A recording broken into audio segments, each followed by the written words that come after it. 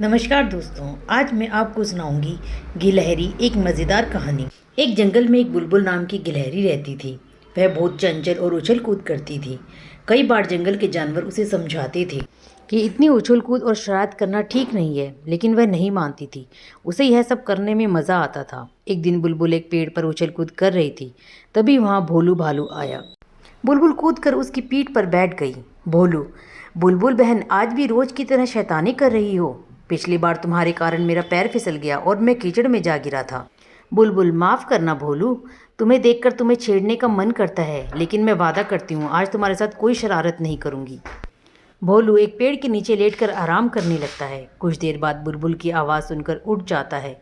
बुलबुल: बचाओ बचाओ, मैं यहाँ पेड़ की डाल पर फंस गई।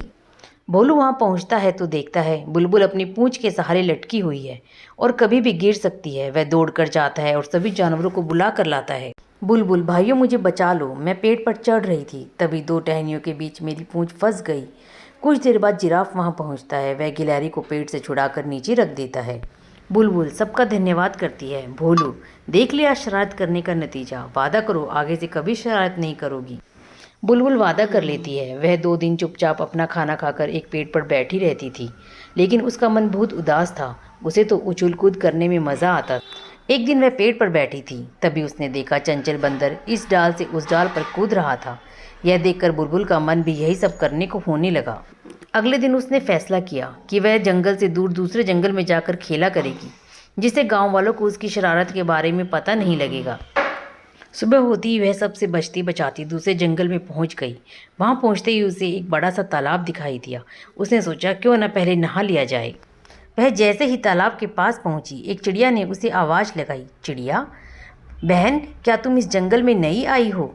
इस तालाब से दूर रहना, इसमें कोई भी नहाने जाता है उसके शरीर का एक हिस्सा गायब हो जाता है। चिड़िया, तुम्हारी पूँछ कहाँ है? बुलबुल ने पलट कर देखा तो उसकी पूँछ नहीं थी। बिना पूँछ के वह बहुत बुरी लग रही थी। बुलबुल रोने लगी। वह तालाब के पास जाकर उसने अपनी पूँछ वापस मांगने लगी। सुबह से शाम होने लगी, लेकिन तालाब से पूँछ वापस नहीं मिली। हार कर बुलबुल वापस चलने लगी। तभी तालाब से आवाज़ आई।